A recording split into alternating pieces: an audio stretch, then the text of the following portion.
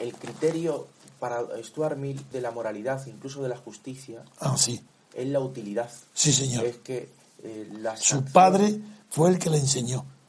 Para él es que las acciones causen el menor perjuicio y el mayor beneficio. Sí. Y dice que no se puede conocer la moralidad de una acción si no es teniendo en cuenta las consecuencias, los resultados. Sí, ¿Está usted de acuerdo con totalmente, eso? No, totalmente, que esa es la doctrina de Stuart Mill, y muy respetable. Y se lo enseñó su padre, James Mill, que hizo una educación de su hijo, bueno, como quizás no ha habido nunca ninguna. Stuart Mill, cuando tenía 5 años, hablaba griego. O sea, pobre, me da una pena cuando pienso, en vez de estar jugando a las canicas o al fútbol, y estaba aprendiendo griego, pues claro, me da pena. Pero claro, fue un genio de conocimiento, fue su padre el que lo hizo así, James. Y el padre es el fundador del utilitarismo. Stuart Mill, su hijo, lo continúa. Y luego llega hasta Jeremías Bentham, que ya lo conocéis, los agonistas. Y el utilitarismo es eso, que no existe concepto del bien común. Eso se ríen de eso y tienen razón. Para ellos el utilitarismo no hay más que dos cuestiones. El beneficio y el daño se mide nada más que por la cantidad de personas a las que le afecta. Pero usted sí cree que hay un criterio racional para sí, conocer creo que las acciones. No, sobre todo en el daño. En el concepto del bien, no es racional. Porque es muy difícil medir por el número cuando algo es un beneficio común. Hombre, hay ejemplos concretos, sí. Voy a poner un ejemplo para el utilitarismo.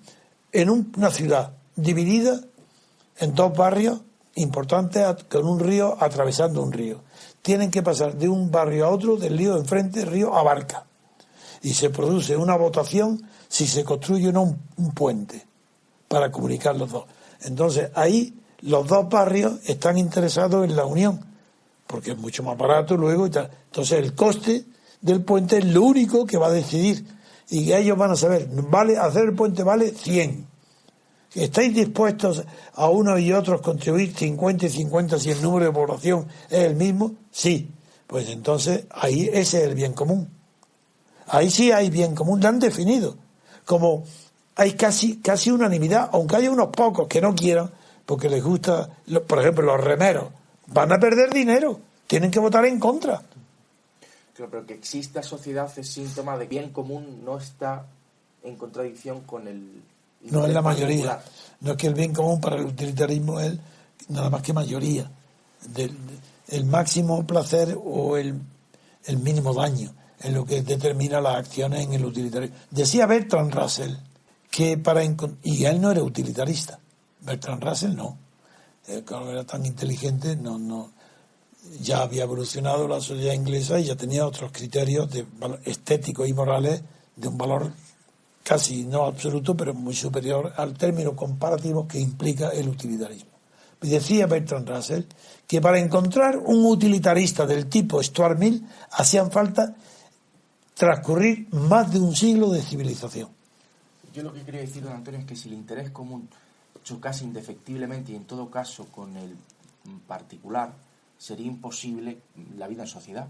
Que si la sociedad... Es que el interés común no existe, salvo el aire, por ejemplo, sí. Por ejemplo, la lucha contra la polución, evidentemente es un interés común. Porque si no se respira veneno, eso afecta a ricos y a pobres. Ahí no hay distinción. En cambio, allí donde cabe distinción, ya no se puede hablar de bien común.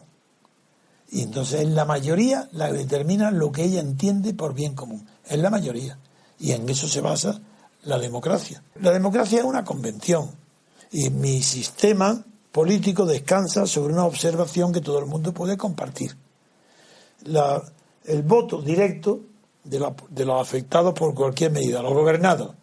Si se vota el 51%, el que pierde la votación acepta que el criterio ganador del 51% también afecta a él. Es decir, ha perdido, pero antes de perder ha aceptado que el ganador por el 51%, en cambio, el resultado final lo acepta. En cambio, eso no pasa ni con el sistema de mayoría simple en el Reino Unido, ni con el estado de partido. No puede ser. No hay. ¿Quién define el bien común en España? Nadie. ¿Cómo nadie? Sí, unos partidos ignorantes que no van más que el interés suyo particular, favorecer al banco tal, a la empresa tal. Nada. El interés común en España, o en Italia, o en Alemania, no existe. O en Grecia, eso es una broma, es reírse. No, en Inglaterra tampoco, porque está en mayoría simple. Es decir, es que la mayoría simple no puede ser fundamento de la democracia, porque falta la convención que crea la democracia, que es aceptar el criterio que la mayoría más uno equivale a una decisión por unanimidad, porque el perdedor acepta ese resultado. Y en Inglaterra no. Al ser mayoría simple, un diputado, por ejemplo, que saca el 30% de los votos, como no hay más que uno frente a otro, adquiere la plaza de diputado.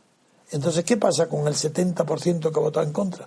Que no está representado, porque no existe ninguna convención en el mundo que acepte que un resultado de minoría de un 30, un 40, incluso con un 49, incluso un 50% justo, no hay una convención para que uno pierda y otro gane. Eso no es verdad. Tiene que haber un 51%. Si no, es imposible la democracia. Y esa es la esencia de la paradoja de Arrow, un premio Nobel de Economía que demostró que en Inglaterra no hay ni puede haber democracia con el sistema electoral que hay.